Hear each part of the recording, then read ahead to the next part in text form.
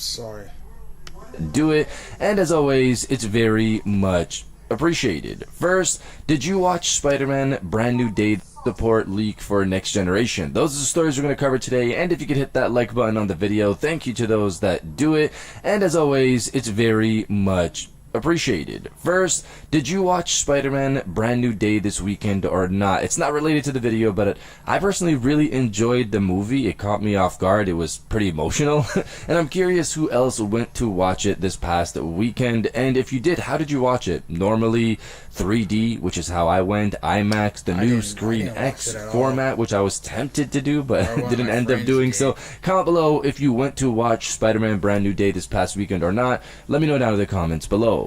Now, diving into the first story of the video, the surprise disc support leak for next generation. Reading from WCCF Tech, shortly after Sony announced its controversial decision to stop manufacturing PlayStation discs starting January 2028, Windows Central's Jess Gordon reported that Microsoft is leaning towards the same choice for the Project Helix Xbox console. However, in the latest episode of the Digital Foundry Direct Q&A podcast, Digital Foundry's John Linneman shared a rumor that Xbox, at least before the big Xbox reset enacted by new CEO Asha Sharma, was possibly planning to continue supporting discs with its next generation console for backwards compatibility reasons.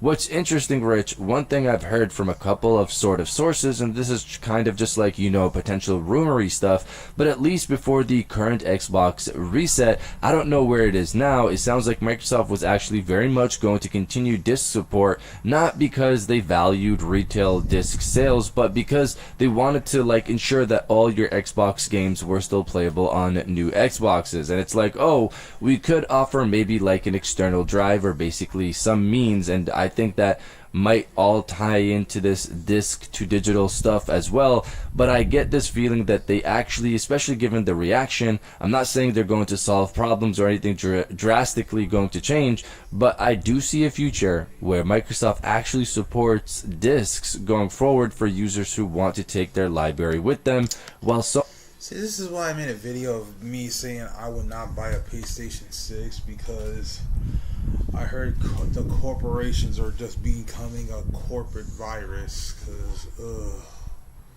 anything corporation touch just turns to capital ass.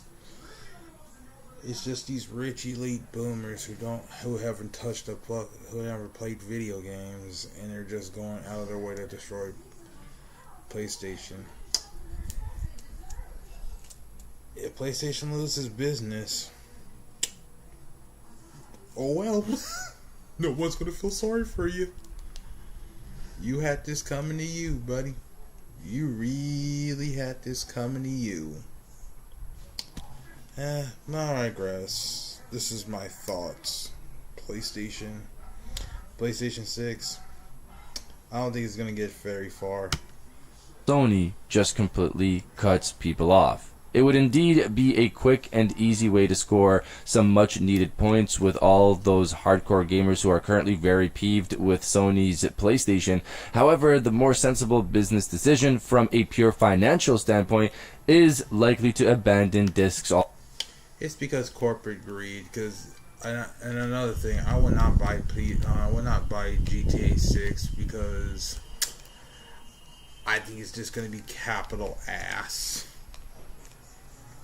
In my opinion, if the game turns out great,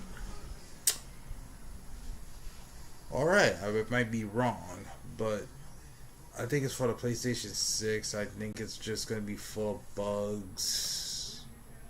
If it's going to be for the PlayStation 6, I think it's going to be just nothing but bugs, bullshit, and too many. It's going to be way too expensive. I think the Xbox is going to be like more lean and unique and more taken care of Altogether, as Sony intends to do even after all the backlash. Sharma has a clear mandate from Microsoft CEO Satya Nadella. After all, the Xbox division must return to growth in the next fiscal year. So I don't think them offering disc support for legacy titles would stop them from returning to growth. The idea there is just basically support your legacy titles. Support discs that are from Xbox Series 1, 360, and of course the original Xbox. They could still just say new Helix titles will be digital only. So going forward, Xbox will only support legacy titles via discs, and the whole purpose of this generation is we want you guys to start digitizing your games so you have the library on your account, and Xbox Helix games will be all digital. I think this is also what Sony should offer at minimum as well. Like I've said before, offer a disc drive or allow people to use the existing PlayStation 5 disc drive to let people play their legacy titles. And Sony should honestly... Here's my theory, because I think they want everything to be digital. If the game turns out to be ass and it's not that good, you get a refund. And I think Sony is trying to get people to stop having refunds. If the game turned out to be capital ass, you can't get your money back. I think that's why they're trying to remove discs from gaming, because they want you to buy it and not have and with no refund, just because they're too damn greedy and corrupt, just like politics and shit. Corporations, you really just love ruining everything, don't you? Pieces of shit. They also offer a way to digitize games if they truly want people to shift over their libraries to a digital one. In the end, I don't really know how many people this is going to shift over to Xbox if Sony doesn't even offer a disc drive for legacy titles, but it could interest some. I originally thought that people cared about discs because they wanted to be able to play their games even if the server goes offline, but on the Xbox side, these games have been digital keys for a while now. But with recent conversations that I've had with people on various platforms, I've also come to realize that people just like having the ability to hold a game physically, to be able to trade it into the store, let a friend borrow it. These types of features are still very significant even though the game is not on the disc, and if the servers go down and stuff like that, the disc becomes useless. But right now those features are still significant to players. Let's see if Microsoft actually does support disc support and who would potentially care about it. And if you're enjoying the video so far, hit that subscribe button and join our growing community on our way to 150,000 subscribers.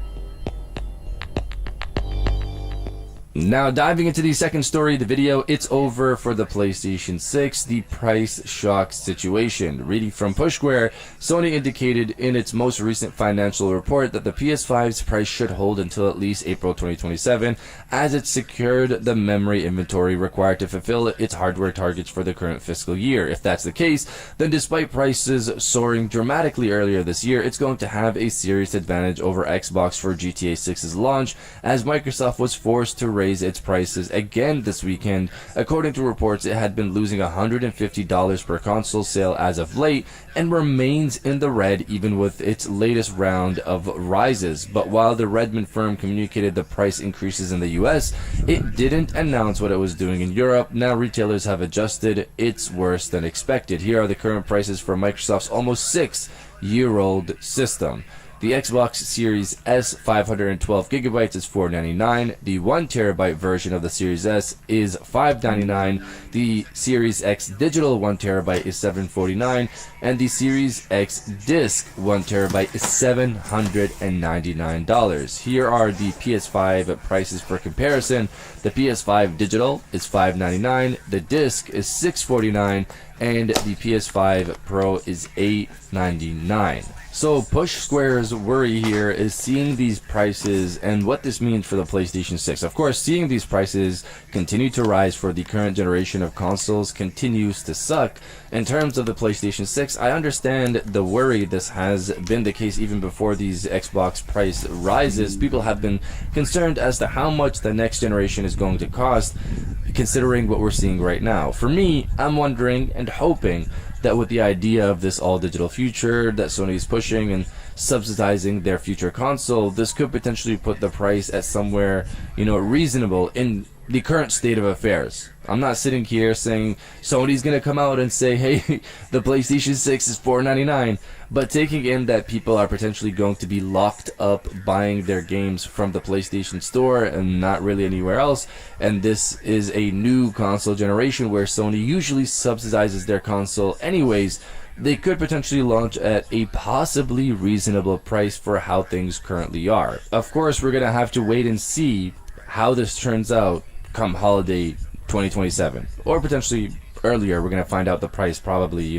late next year before the potential launch in holiday 2027. Hey, Grandma, but you guys let me know what price you think the PlayStation 6 will launch at. Let me know down in the comments below. And if you guys did enjoy this video, please hit that like button, as it always helps. So subscribe if you're new. I got new videos every Monday, Wednesday, and Friday, and now I'll check you guys out on the next one.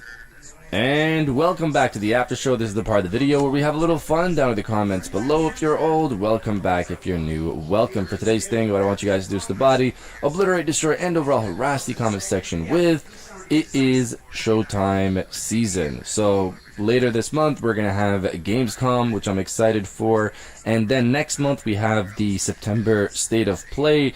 And I'm really curious, is Sony not going to say anything before either of these events? Because you know what's going to happen. Those chats are just going to be filled with people talking about disc support, especially the potential State of Play in September.